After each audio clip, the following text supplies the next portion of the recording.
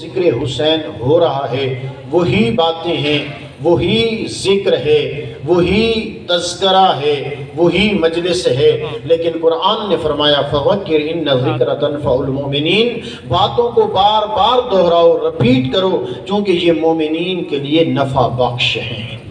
لہٰذا یہ ذکر کبھی پرانا نہیں ہوتا، جب بھی یہ ذکر کیا جاتا ہے یہ ذکر قرآن کی مانند ہے۔ قرآن کو جتنا تلاوت کیا جائے، قرآن کو جتنا پڑھا جائے، بار بار اسے پڑھا جائے، ہر مرتبہ علم و آگاہی میں اضافہ ہوتا ہے، انسان کی روحانیت اور معنویت بڑھ جاتی ہے۔ بے عین ہی ذکر حسین قرآن کی مانند ہے، جتنا اس ذکر کو کیا جائے ایسے معلوم ہوتا ہے یہ واقعہ ابھی کربلا میں وقوع پذیر ہوا ہے، اور اس کی عظمت اتنی بلند ہے۔ میں نے کل عرض کیا تھا کہ آغا تقی بہجت ارشاد فرماتے ہیں کہ جب آپ ذکر حسین میں آ رہے ہوں، مجلس حسین میں آ رہے ہوں، اور راستے میں کوئی مل جائے، وہ آپ سے استفسار کرے، پوچھے کہاں جا رہے ہو، تو یہ نہیں کہنا کہ ہم مجلس میں جا رہے ہیں، کہنا ہے ہم کربلا جا رہے ہیں۔ حقیقت میں یہ صفِ عزائے حسین کربلا کی یہ شبیہ ہے، ایسے سمجھیے ہم میدان کربلا میں بیٹھے ہیں، پھر کربلا کے جس شہید کا ذکر کیا جاتا ہے ایسے معلوم ہوتا ہے جیسے یہ واقعہ ہماری آنکھوں کے سامنے ہے۔ کیوں؟ اس لیے کہ مومنین اور عزاداروں کے قلب میں قبر حسین موجود ہے۔ یہ قبر حسین کی عظمت ہے، اور زیارت حسین کی کتنی عظمت ہے۔ اگر مومن عزادار کربلا معلی نہ جا سکے، جانے سے قاصر ہے، روایات کے الفاظ ہیں، مفاتیح الجنان کو اٹھا کر دیکھیے، شیخ عباس قمی علیہ رحمہ نے کیا تحریر فرمایا ہے، مستند روایات سے نقل کیا ہے کہ آپ کائنات کے جس کونے میں بھی موجود ہیں، زیر آسمان کھڑے ہو کر 2 رکعت نماز ہدیہ زیارت امام حسین علیہ السلام صبح کی نماز کی طرح ادا کریں، اپنی آستینوں کے بٹن کھول دیں، گریبان کو چاک کریں، کربلا معلی کی طرف رخ کر کے زیارت امام حسین علیہ السلام کی سعادت کا حصول کریں۔ اجر و ثواب کیا ملے گا؟ ایسے جیسے آپ نے قبر حسین کو لپٹ کر زیارت کی ہے اور 1,24,000 نبیوں سے مصافحہ کرنے کی سعادت حاصل کرنے، یہ عظمت ہے۔ اور پیغمبر ختمی مرتبت نے اپنے بیت میں، اپنے گھر میں، ام المؤمنین جناب عائشہ صدیقہ سامنے موجود ہیں، گود میں حسین کو لیا ہوا ہے۔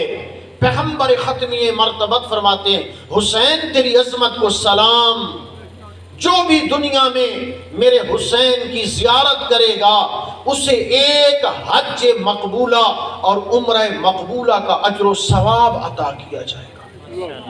بی بی نے یہ جملے سنے، حیرانگی کا اظہار کیا، یا رسول اللہ، ایک مقبول حج اور عمرہ کا ثواب حسین کی زیارت سے؟ عظیم پیغمبر فرماتے ہیں نہیں، ایک نہیں، 2 حج مقبولہ اور عمرہ مقبولہ کا ثواب۔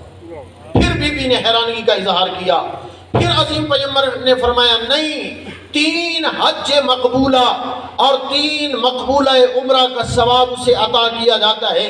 بی بی کی حیرانگی بڑھتی گئی، عظیم پیغمبر نے 70 مرتبہ حج بیت اللہ اور عمرہ مقبولہ کا اجر و ثواب بیان کیا، اور روایات میں ملتا ہے جس نے حق معرفت امام حسین کا حصول کر کے زیارت حسین کی، اللہ اسے 70,000 حج مقبولہ عمرہ کا ثواب اور اجر عطا فرماتا ہے۔ اور آپ کو معلوم ہے کہ حج مقبولہ اور حج عمرہ کیا ہوتا ہے؟ وہ حج اور وہ عمرہ جس کو ذات پیغمبر مکرم علیہ السلام نے خود عملی طور پر سر انجام دیا ہو۔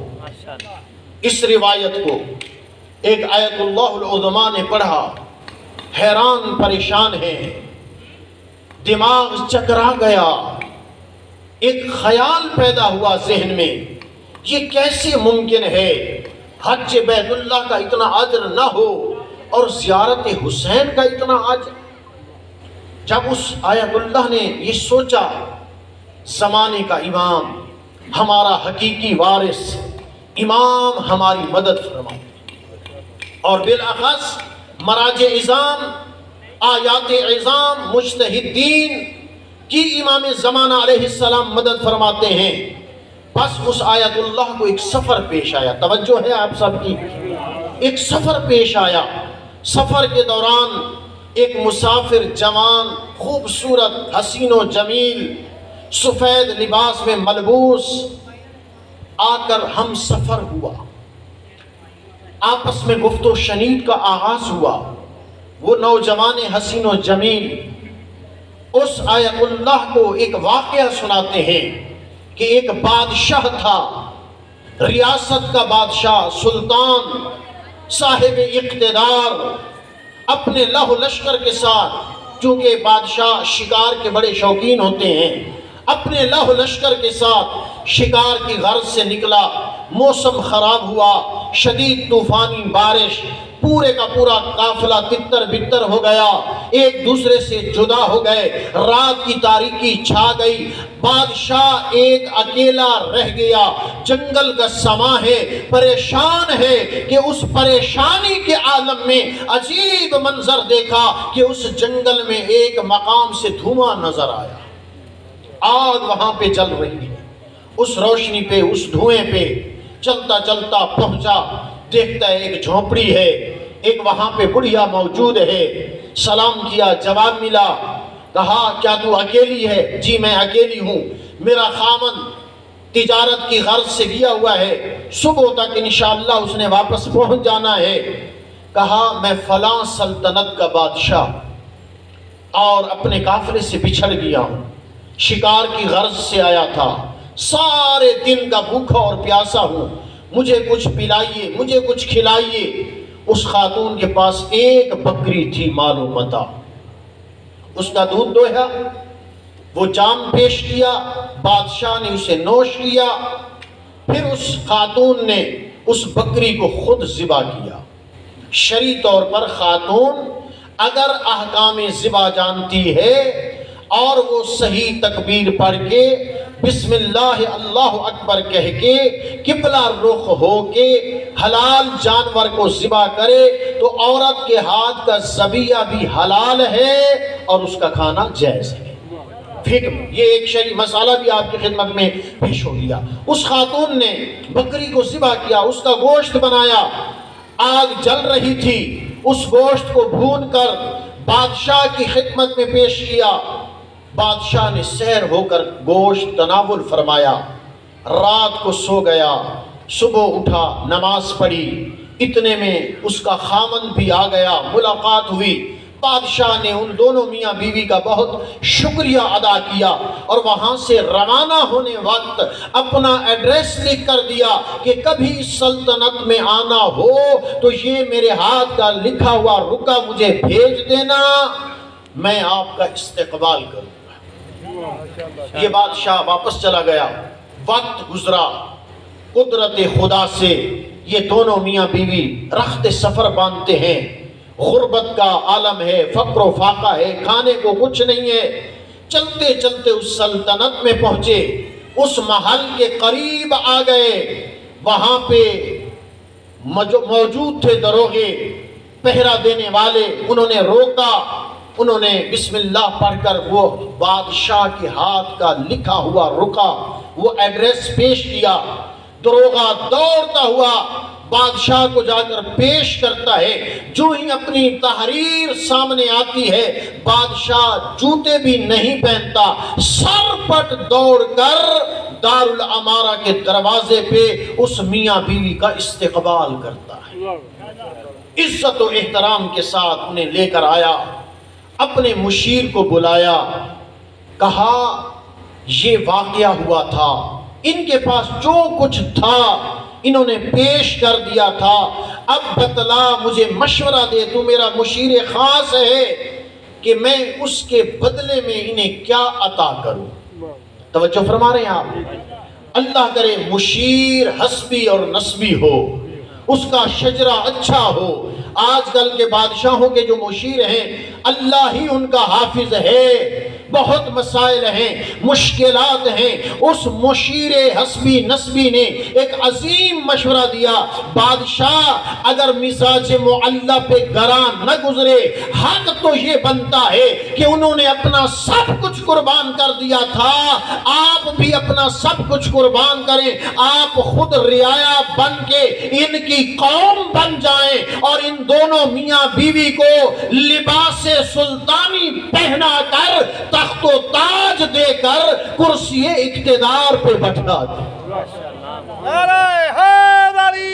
یا علی، بادشاہ خوش ہوا، حکم دے دیا کہ ان کو لباس سلطانی پہنایا جائے، غسل کرایا گیا، لباس پہنائے گئے، بادشاہ خود رعایا بن گیا اور اس بزرگ کو تخت و تاج دے کر کرسی اقتدار پہ بٹھا دیا، خاتون بڑھیا کو شہزادی بنا دیا۔ اب یہ وہ جوان واقعہ سنا رہا ہے آیت اللہ العظمیٰ کو۔ جب یہاں تک واقعہ مکمل ہوا تو اس وقت وہ نوجوان کہتا ہے، اے مجتہد، اے مرجع عالی قادر، تو پریشان کیوں ہے؟ اگر ایک بادشاہ اپنا سب کچھ کوئی غریب اس پہ قربان کر دے تو وہ اپنی پوری بادشاہت دے دیتا ہے۔ جب حسین نے اپنے آپ کو اور اپنے اہل بیت کو اللہ کے دین کے لیے قربان کر دیا، اگر اللہ اس کی زیارت کے بدلے میں حسین کے زائر کو 70,000 حج مقبولہ عمرہ کا ثواب اور اجر عطا کرے تو پریشان کیوں ہے؟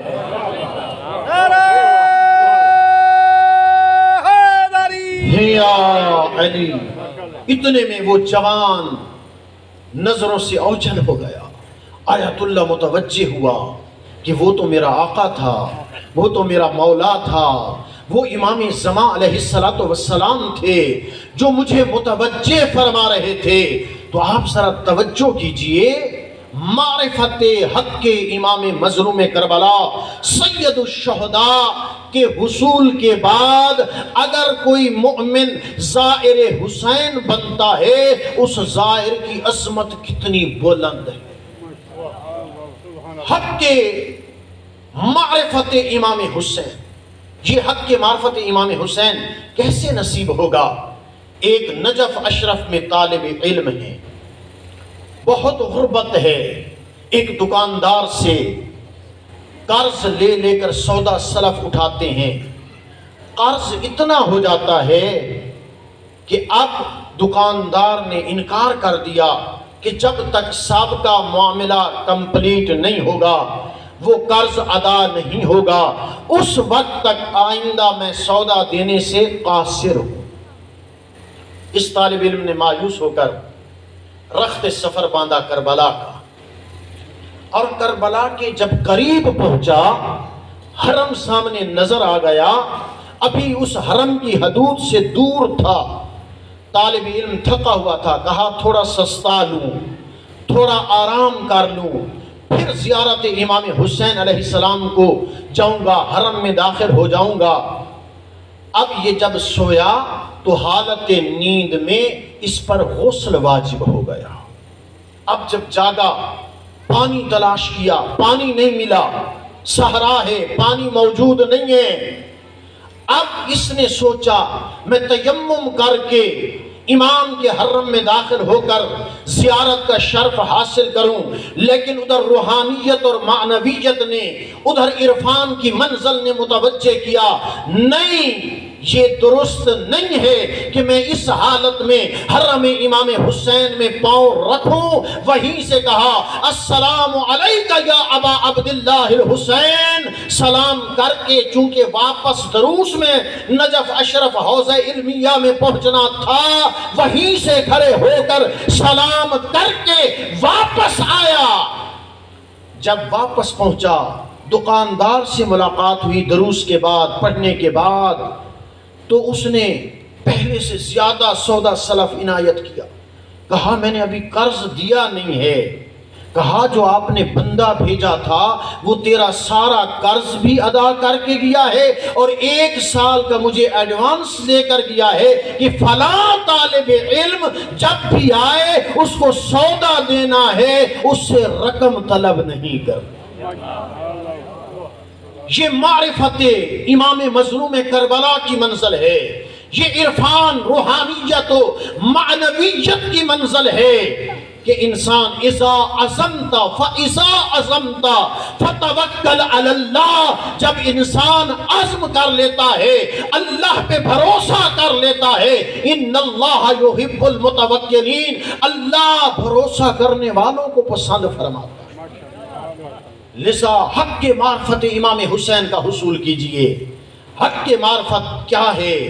ہم اپنی اولادوں کی تربیت کا حق ادا کریں، اور الحمدللہ ثم الحمدللہ اب تو طلباء کے ساتھ ساتھ طالبات کے لیے بھی علمی آماج گاہیں تیار ہو چکی ہیں، للبنات جامعات بن چکے ہیں، بیٹیوں کی تربیت ہو چکی ہے اور ہو رہی ہے۔ الحمدللہ آپ کی اس گاؤں سے بھی کافی بچیاں مستفیض ہو چکی ہیں جامع زینبیہ میں عرض کیا کرتا ہوں حضرات محترم، چونکہ ہم بچیوں کی تعلیم و تربیت کا اہتمام کر رہے ہیں، یہ میرے سامنے گلاس موجود ہے، اگر اس میں پانی ہوگا تو اس سے پانی میں نوش کروں گا، اگر یہ خالی ہوگا تو مجھے پانی پینے کے لیے نہیں ملے گا۔ تو اولاد ایسی گود میں دو جس میں علم و آگہی، آشنائی، عرفان و علم، تعلیم و تربیت کا اہتمام ہو۔ کہیں ایسا نہ ہو کہ ہم اولاد ایسی گود میں دیں جہاں پہ علم ہی نہ ہو۔ توجہ فرمائی آپ نے، اقبال نے کیا فرمایا کہ مجھے پاکیزہ گود دے دو، میں تمہیں بہترین معاشرہ دے دوں گا۔ آغا خمینی روح اللہ الموسوی رحمت اللہ علیہ نے کیا ارشاد فرمایا تھا جب حاجی آغا سے پوچھا گیا آپ کی فوج کہاں ہے، آپ کا لشکر کہاں ہے، تو فرمایا میرا لشکر ماؤں کی گودوں میں موجود ہے، ابھی وہ دودھ پی رہے ہیں۔ ٹھیک 17 یا 18 سال کے بعد وہی نسل تیار ہوئی، وہی جوان آئے، اور آغا خمینی نے جو تعلیم اور تربیت، تزکیہ نفس کا اہتمام، انتظام و انصرام کیا تھا، اس کے بل بوتے پہ ایران 7 سالہ شہنشاہیت کا خاتمہ ہوا اور پرچم عباس بلند ہو گیا۔ یہ کیسے ممکن ہوا؟ یہ گود کے صدقے میں، یہ تعلیم و تربیت کے صدقے میں۔ اور جب نام علی آتا ہے اور مومن خندہ پیشانی سے اس نام کو سنتا ہے، مسکراتا ہے، اس کا دل باغ باغ ہو جاتا ہے، چہرہ گلے گلاب کی طرح کھل جاتا ہے۔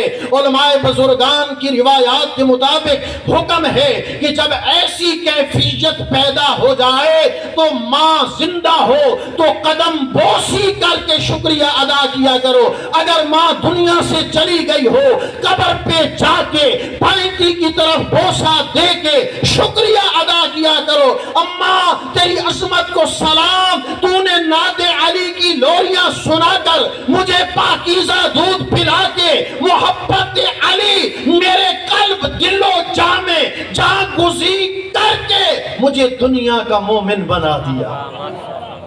کل ایمان نعرہ حیدری یا علی علیہ السلام۔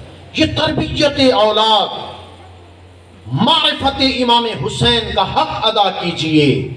جہاں پہ یہ ذکر حسین ہے وہاں پہ فکر حسین بھی ضروری ہے، اور تعلیم اور تربیت کا اہتمام جب تک والدین اپنے اوپر لاگو نہیں کریں گے اس وقت تک والدین کا اثر اولادوں پہ نہیں ہو سکتا۔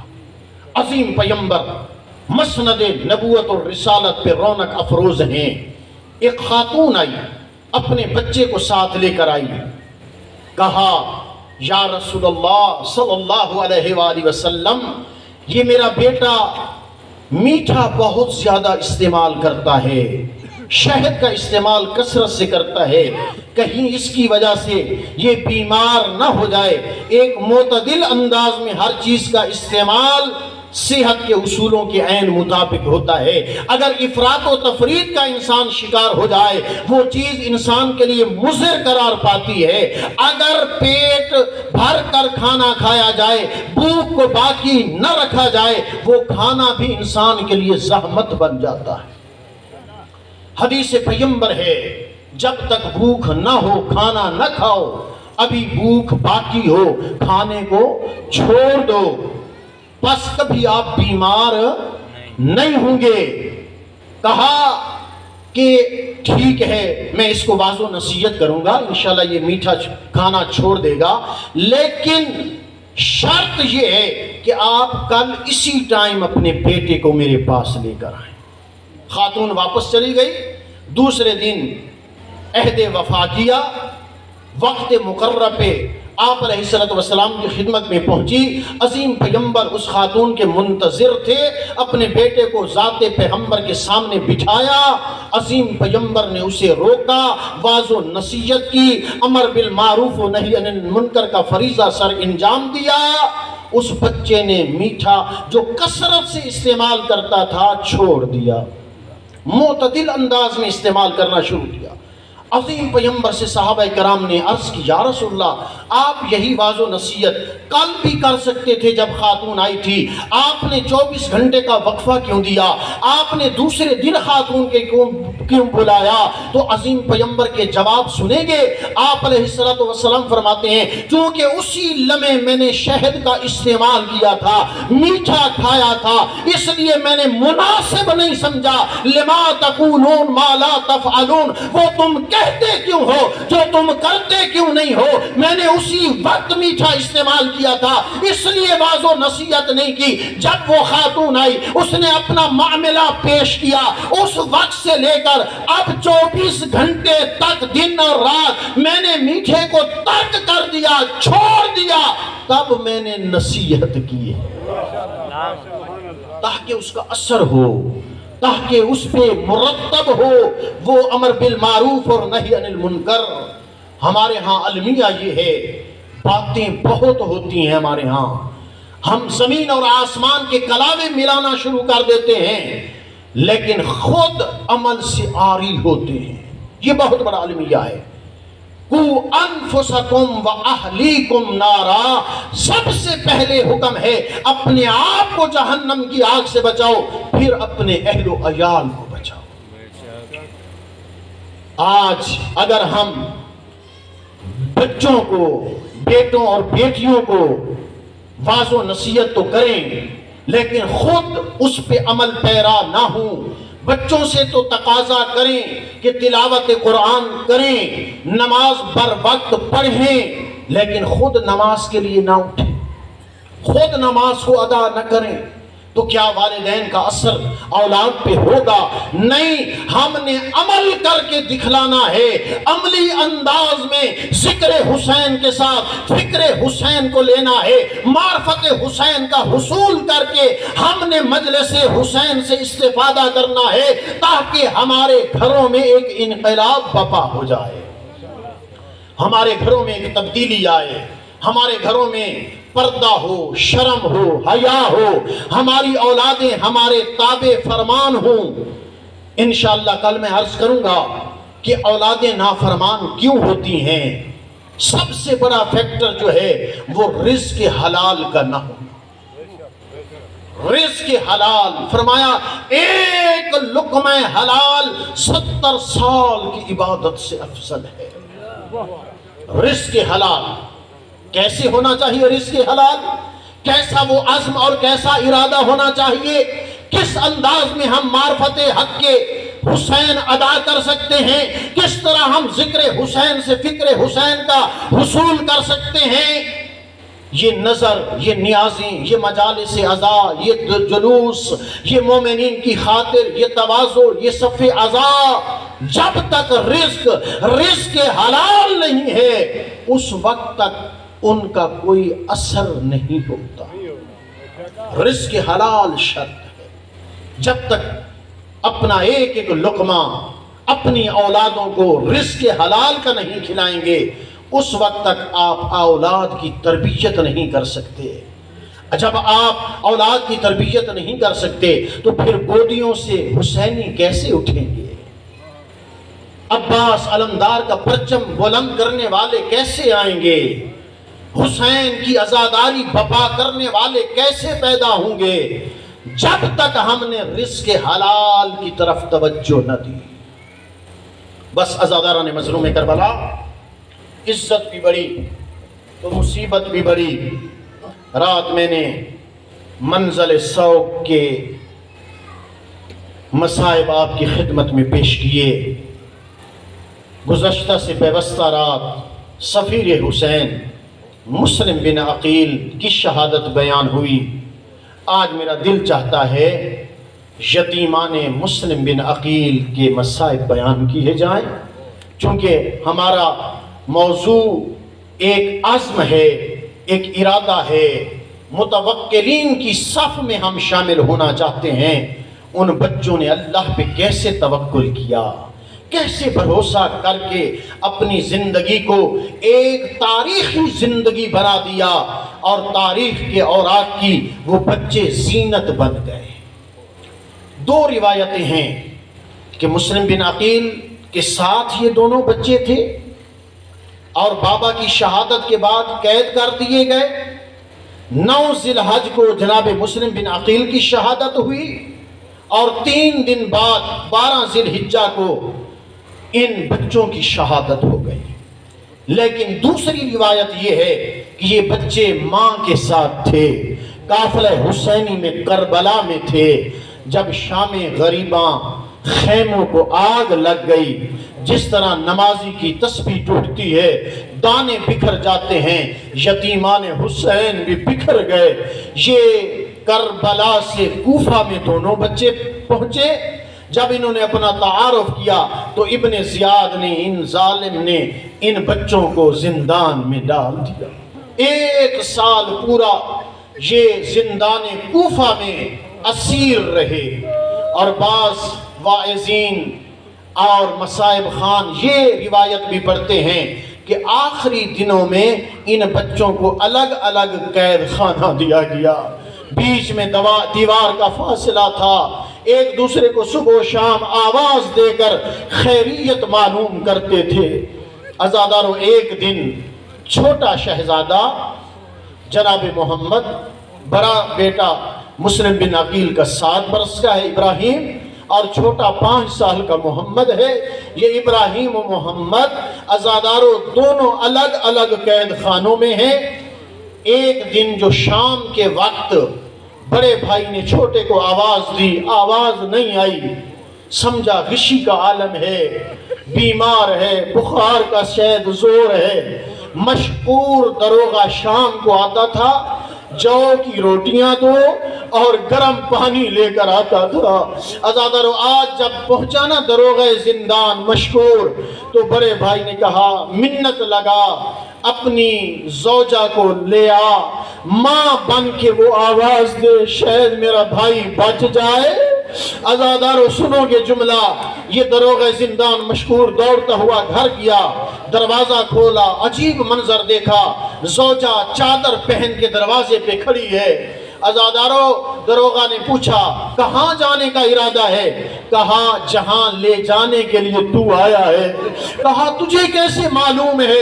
عزادارو، وہ مومنہ کہتی ہے میں ابھی تھوڑی دیر پہلے گھر میں تھی، ایک کالے برقعے والی بی بی آئی ہے جس کا ہاتھ پہلو پہ تھا، موت کی پٹی بندھی ہوئی تھی، کمر جھکی ہوئی تھی، کہہ رہی تھی تیرا شوہر آ رہا ہے تجھے لینے، منت کر میرے یتیم بچے، میرے بچے پہ جا کے شفقت کر۔ عزاداران مظلوم کربلا، پس وہ مومنہ کو لے کر آیا دروغہ، بچے کی اس کوٹھلی میں داخل ہوئی خاتون، بیٹا بیٹا کہہ کر بچے کو جب پکارا تو شہزادہ اماں اماں کہہ کر جاگا، عزادارو جو ہی جاگا نا تو عجیب منظر دیکھا کہ یہ خاتون میری ماں تو نہیں ہے، فوراً ہٹ کر اپنے بھائی کے گلے میں باہیں ڈال دی۔ عزادارو جناب ابراہیم پوچھتے ہیں محمد بھائیا تجھے کیسے معلوم ہوا یہ ماں نہیں ہے؟ عزادارو قیامت کے مصائب کا جملہ ہے، اگر پتھر کا دل ہے تو برداشت کر لینا۔ چھوٹا کہتا ہے بھائیا اس لیے میں نے پہچان لیا ہے چونکہ میری ماں کی چادر تو کربلا میں لٹ گئی تھی۔ میری ماں کی چادر سر پہ موجود نہیں تھی، اس نے تو چادر پہنی ہوئی ہے۔ عزاداروں نے مظلوم کربلا یہ خاتون واپس چلی گئی۔ اب دونوں بھائیوں نے مشورہ کیا کہ اس نے ہمارے اوپر شفقت کی ہے، کیوں نہ ہو کہ کل ہم اس دروغہ سے کہیں شاید یہ ہم پہ رحم کرے اور ہمیں آزاد کر دے۔ عزادارو دوسرے دن جب شام کو جو کی 2 روٹیاں اور گرم پانی لے کر مشکور آیا، بڑا بھائی کہتا ہے دروغہ زندہ اتعرف محمد المصطفیٰ، کیا تو محمد مصطفیٰ سے واقف ہے، جانتا ہے؟ عرض کرتا ہے کیف لا عارف، اب المحمد المصطفیٰ نبی، میں کیسے نہیں جانتا، محمد تو میرا نبی ہے، میں اس کا کلمہ پڑھتا ہوں۔ اتعرف علی بن ابی طالب، کیا تو علی کو جانتا ہے؟ کیف لا عارف، میں کیسے نہیں جانتا، الامام العلی امامی، امام علی میرا امام ہے۔ انہیں پک ہو گیا کہ یہ مومن ہے، یہ شیعہ ہے۔ عزادارو جب ان بچوں نے اپنا تعارف کروایا نا، اس نے منہ پہ ماتم کر کے کہا ہائے میں اجھڑ گیا، میرے سید و سردار کے بچے، اتنا پورا سال میں ظلم کرتا رہا۔ بس عزادارو اس نے زندان کا دروازہ کھولا، کہا میں نے سنا ہے ایک قافلہ مدینہ جا رہا ہے، اگر ہو سکتا ہے تو چلے جاؤ اور اس قافلے سے مل جاؤ، شاید اپنے شہر مدینے وطن پہنچ جاؤ۔ عزادارو یہ بچے کہتے ہیں پھر تیرا کیا بنے گا؟ کہا میں جنت کے حصول کے لیے، اہل بیت کی رضا کے لیے اپنے آپ کو قربان کر دوں گا۔ عزادارو ابن زیاد کو جب پتہ چلا نا، اس ظالم نے کہا مشکور کو کوڑے لگائے جائیں، اتنے کوڑے لگائے جائیں کہ یہ ختم ہو جائے، اس کی روح پرواز کر جائے۔ عزادارو ظالموں نے کوڑے مارنا شروع کیے۔ روایت کہتی ہے جب 80 کوڑے مکمل ہوئے، ان للہ و انا الیہ راجعون، مشکور کی وفات شہادت ہو گئی۔ عزادارو یہ حسین پہ قربان ہو گیا، حق کے معرفت حسین کا اس نے حق ادا کر دیا۔ پس عزادارو رات کی تاریکی تھی، بچے ساری رات کوفے کی گلیوں میں پھرتے رہے لیکن رستہ نہ ملا۔ میر انیس نے کیا خوب جملے کے ہیں، جاتی تھی اجل ساتھ جدھر جاتے تھے دونوں، پتا بھی کھڑکتا تو ڈر جاتے تھے دونوں۔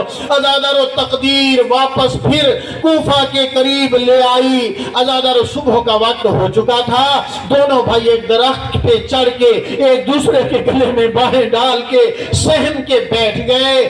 ایک خادمہ پانی بھرنے کے لیے چمن سے آئی، جب پانی بھر رہی تھی 2 چاند سے چہرے نظر آئے پانی میں، مڑ کے اوپر دیکھا 2 حسین و جمیل نورانی شکل والے بچے ہیں جو سہمے ہوئے ہیں۔ پوچھا کون ہو، کس ماں کی گود اجاڑی ہے، کیوں یہاں پہ بیٹھے ہو؟ عزادارو رو کر کہتے ہیں جسے تعارف کرواتے ہیں وہ ظلم کرتا ہے۔ کہا میں مومنہ ہوں، میں شیعہ ہوں، تعارف کرواؤ۔ عزادارو جب تعارف کروایا کہا میری مالکہ بھی مومنہ ہے، میں آپ کو ان کے گھر لے جاتی ہوں۔ عزادارو گھر میں پہنچایا، مومنہ نے اللہ کا شکر ادا کیا، اہل بیت محمد کے بچوں کی خدمت کا مجھے موقع میسر آیا۔ عزادارو دھلایا، کنگھی کرائی، فاخرہ لباس پہنائے۔ عزادارو جب چھوٹے کو کنگھی کرائی نا مومنہ نے تو رو کر کہتے ہیں بھائیا اماں آج بہت یاد آ رہی ہے۔ عزادارو کھانے کھلا کر بستر بنا کر کہا سو جاؤ، صبح میں مدینہ پہنچانے کا اہتمام کروں گی۔ عزادارو دونوں بھائی مل کے سو گئے، ایک دوسرے کے گلے میں باہیں ڈال کے۔ اتنے میں رات کی تاریکی میں حارث لعین آیا، دک الباب کیا۔ مومنہ مومنہ نے دروازہ کھولا۔ عزادارو یہ تاریخ گواہ ہے، کئی گھروں میں ظالم خامند ہوتے تھے، مومنہ زوجہ ہوتی تھی۔ آل محمد پہ یہ لطف و کرم ہوتا تھا اور یہ مومن خاتون اپنا حق کے معرفت حسین ادا کیا کرتی تھی۔ پس عزادارو اس نے بھی حق ادا کیا، لیکن حارث آیا، بیوی نے کھانا پیش کیا، کہا کھانا اٹھا لے۔ میں نے نہیں کھانا۔ کیوں؟ میں سارے دن پھرتا رہا۔ مسلم کی جوڑی زندان سے چلی گئی ہے، 2000 دینار کا ابن زیاد نے انعام کا وعدہ کیا ہے، میں کل صبح پھر جانا ہے تلاش کے لیے، اس لیے تھوڑا آرام کر لوں۔ عزادارو ادھر یہ سویا، ادھر کمرے سے صدائے گریہ بلند ہوئی۔ رونے والوں عزادارو، چھوٹا رو کر کہتے بھائیا ابھی حوض کوثر پہ علی دادا استقبال کر رہے تھے، محمد مصطفیٰ فرما رہے تھے بچوں کل آپ ہمارے پاس آ جائیں گے۔ علی و محمد کے پہلو میں جناب بابا مسلم بن عقیل بھی تھا اور کہہ رہے تھے دونوں حضرات، مسلم خود تو آیا ہے، بچوں کو ظالموں کے حوالے کر آیا۔ عزاداران مظلوم کربلا برا کہتے بھائیا میں نے بھی یہی خواب دیکھا ہے۔ جب بچے روئے گلے لگ کے رونے کی آواز حارث کے کانوں پہ پڑی، کہا یہ کس کے بچے؟ مومنہ کہتی ہے پڑوسیوں کے بچے ہوں گے۔ عزادار یہ کہتے نہیں مجھے اپنے گھر سے آواز آ رہی۔ کمرے کی چابی مانگی، مومنہ نے انکار کیا۔ ظالم نے پتھر اٹھا کر تالا توڑا۔ عزادار جو ہی دروازہ کھلا نورانیت سے پہچان گیا۔ عزادار چھوٹی اولاد والو، اس ظالم نے ایک ہاتھ ایک شہزادے کے سر پہ رکھا، دوسرا ہاتھ دوسرے کے سر پہ رکھا، دونوں کے تلوے زمین سے اٹھ گئے۔ عزادار یہ ظالم کہتے ہیں میں سارا دن جنگلوں میں پھرتا رہا، میرا شکار میرے گھر میں موجود تھا۔ عزادار لمبی لمبی زلفیں ستون سے باندھ دی۔ صبح ہوئی، ظالم نے کھولا۔ عزادار حارث کی بیٹیاں مکان کی چھت پہ چڑھ گئی، رو کر کہتی ہیں ہمارے اڑوس پڑوس والوں ہمارے مہمان مارے جا رہے ہیں، ہمارے مہمانوں کو بچا لو۔ اصحاب الیمین میں علامہ حسین بگجارہ لکھتے ہیں ظالم بازار سے لے کر جب اس طرح جا رہا تھا جیسے جانور کو ذبح کرنے والا ذبح خانے لے جاتا ہے۔ عزادارو جب بازار کا موڑ آیا، شہزادے ہاتھ جوڑ کے کہتے حارثہ ہم یوسف سے کم حسین نہیں ہیں، ہمیں بازار میں فروخت کر دے، تجھے بہت رقم مل جائے گی۔ ظالم نے نہیں مانا۔ عزادار دریائے فرات کے کنارے شہزادوں کو پہنچایا، غلام کو تلوار دی۔ عزادارو جب غلام کو تلوار دی، غلام بچوں کے قریب آیا۔ عزادارو جب بچوں کے قریب آیا، چھوٹا کہتے تیری شکل تو جناب بلال حبشی سے ملتی ہے۔ عزادارو وہ غلام کہتے ہیں آپ کو کیسے پتا ہے بلال حبشی کا؟ کہتے ہیں رو کر وہ ہمارے نانا محمد کا مؤذن تھا مسجد نبوی میں۔ عزادارو کہتے ہیں کیا تم محمد کے خاندان کے ہو؟ عزادارو غلام نے تلوار کو پھینکا، دریا میں چھلانگ لگا دی، غوطے بھی لیتا تھا اور کھڑے ہو کر کہتا تھا لبیک یا حسین اجرکم علی اللہ۔ عزادارو اب حارث خود آیا، چھوٹے کو ذبح کرنے لگا۔ بڑا کہتے ہمیں 2 رکعت نماز پڑھنے دے۔ عزادارو یہ تربیت حسینی ہے، کیا کندھے جو فرات کے کنارے بچے نماز ادا کر رہے ہیں۔ پس رونے والوں عزادارو چھوٹی اولادوں والوں، ظالم نے تلوار کو فضا میں لہرایا، نماز سے بچے فارغ ہوئے، چھوٹے نے گردن کو جھکایا، ظالم نے تلوار کو چلایا، سر تن سے جدا ہو گیا۔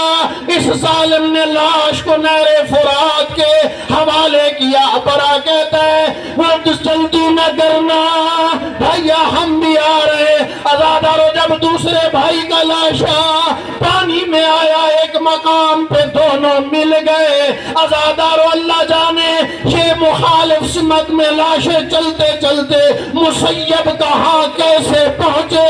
زہرا نے پکارا او میرے